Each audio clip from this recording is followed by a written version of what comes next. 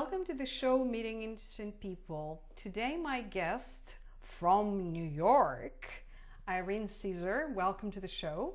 Thank you, Elena. So we were seeing before the work you've done, and now we would like to give our viewers some information. First of all, who you are, what are you doing, and explain all these images they were seeing before. I'm a conceptual artist, and right now I'm doing conceptual photography, and this is a very unusual type of photography. I create performances which resemble the theater of absurd. So I literally invite actors and I ask them to enact some concept in front of my camera in order to visualize the emotional and existential implications of the specific idea, a specific concept. In other words, to show the consequences of the idea for the life, for the specific concrete experiences for the specific person.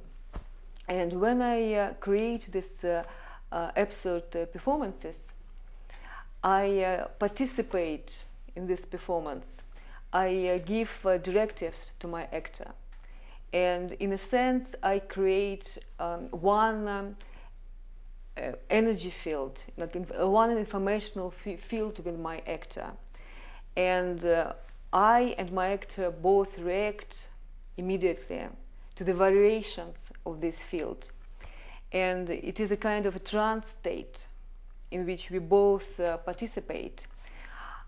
So my photography is not static, it's very dynamic, not only because the actor moves in front of my camera.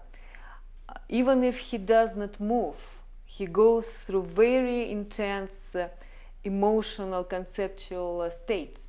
Is that one camera you're working with, or it's set up with few cameras? I work only with only with one camera, and I work either in a studio or I work on location.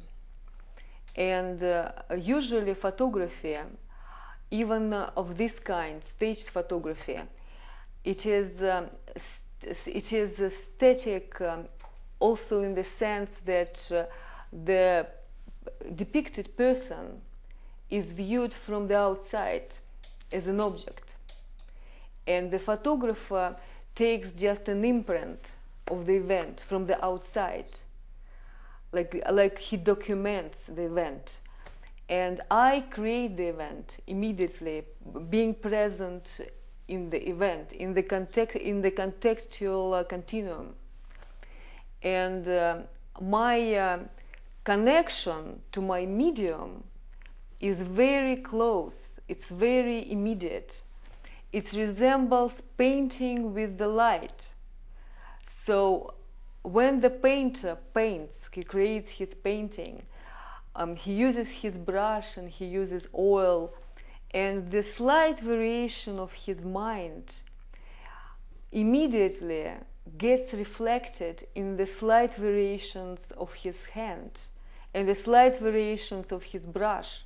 So there is the uninterrupted flow of energy from his mind through his hand and through his brush to his medium. So there is the medium, in a sense, is his energy getting materialized in his paint on his canvas.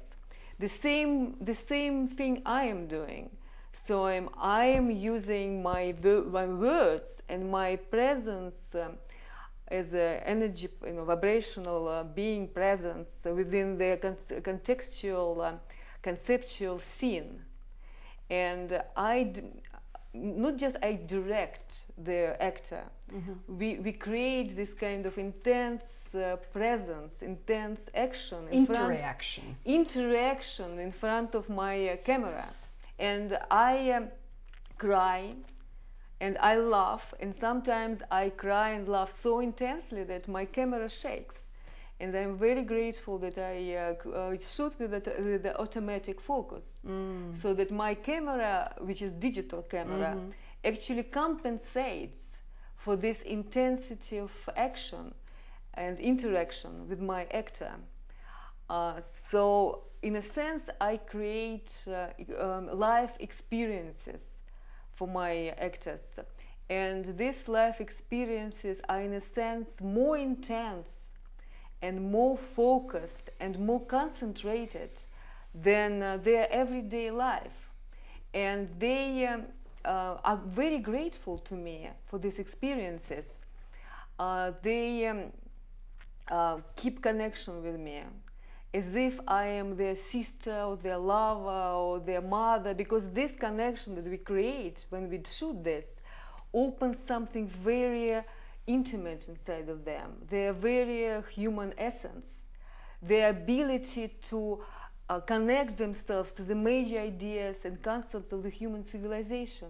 So it's like they go through the states of revelation or grace, and some of them hug me after their shoots. It's very touching. It's like I'm going through their giving birth, you know, to some new life. It's like we create extra years of life for them. So this 1 hour shoot is equal for like 10 years of life for going through some realization, so some important revelation that is very important to determine their place in the world. And my collections of these enacted ideas are like encyclopedias of ideas that are visualized, emotionally lived through, encyclopedias of emotions, encyclopedias of ideas. So in a sense, I'm not a photographer at all. So I'm a conceptual artist who... But you need to tell our viewers that originally you start with philosophy, well, no, continuing with philosophy, previously being an artist. Yes, I'm a professionally trained philosopher with a PhD in philosophy, and with my dissertation published as a book, and I continue writing books. So I act as the ideological provocator. So I in your trace, artworks, both in philosophy and art. So I trace ideological struggle in the society. I collect all the ideas of this ideological struggle into one united vision. So I try to create the vision of the entire society, of all the fighting, opposing forces. And I try to show, to visualize this ideological struggle, not just to illustrate, but to show this ideological struggle within these images, in order to show people the consequences of their ideas. For example, one of my, just to give an example, one of my images is called Thanksgiving Now, which depicts an Indian with the blonde scalps and turkey, and you know, in a very luxurious environment, and everything is authentic. The Indian is authentic, silver is authentic, costume is authentic, furniture is authentic, and the rage is authentic. And he is from the tribe which was eliminated. So this is one of the examples. The other example is the modern still life, which depicts a very butch lesbian standing next to the white boxes with labels, bread, wine, meat, etc. And she has a label on her chest, girl, which does not correspond to her own self-identification, sexual or gender self-identification. And the sense of this image is to show that when a person is forced by the society to identify oneself with something that is alien to this person, this is equal to murder, because this person is then transformed into an object which is labeled against his or her own will. So it's like a murder. And we can continue to talk right. more and more about this interesting images, very intriguing. So we just need to tell our viewers they can go on your website and look more closer. And if someone will be interested to know a little bit more, they can communicate with you through the website as well. So, and for now, we just need quick tell us that new projects you coming up with, and what galleries the work will be presenting. And before that, I will tell my viewers that I'll see them next time, and thank you for Irene to be here. And right now is your words about the projects. Mm-hmm. I'm engaged right now in 3 projects.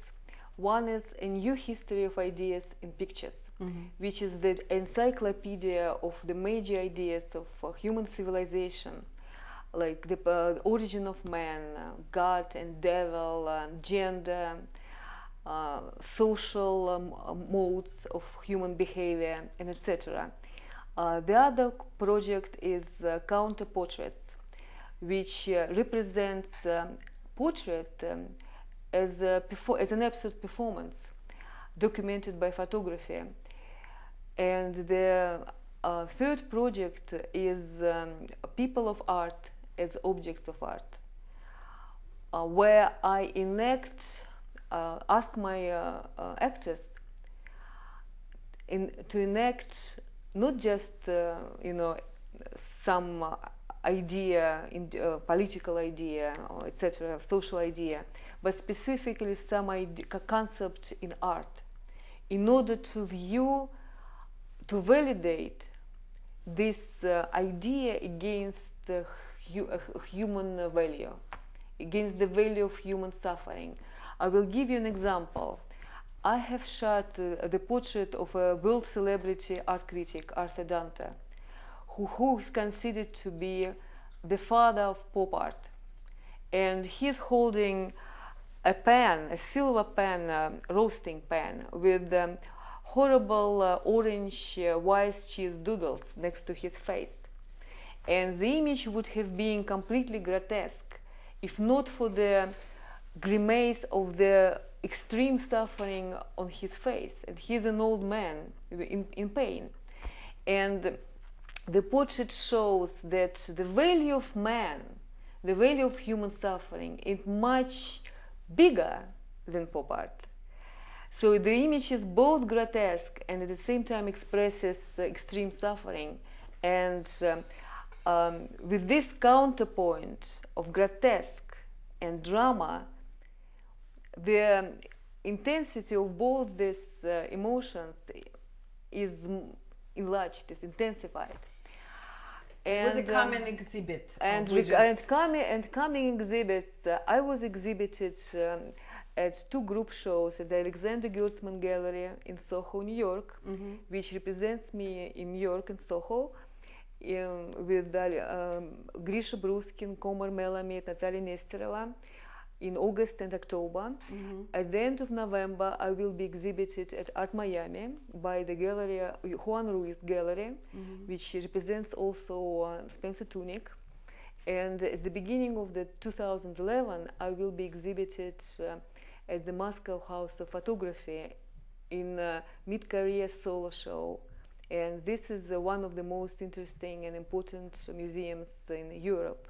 Well, we wish you the great success. Thank you. Thank you for being my guest. Thank you. Thank you for inviting. I really admire your program. Thank you. You. See you next time.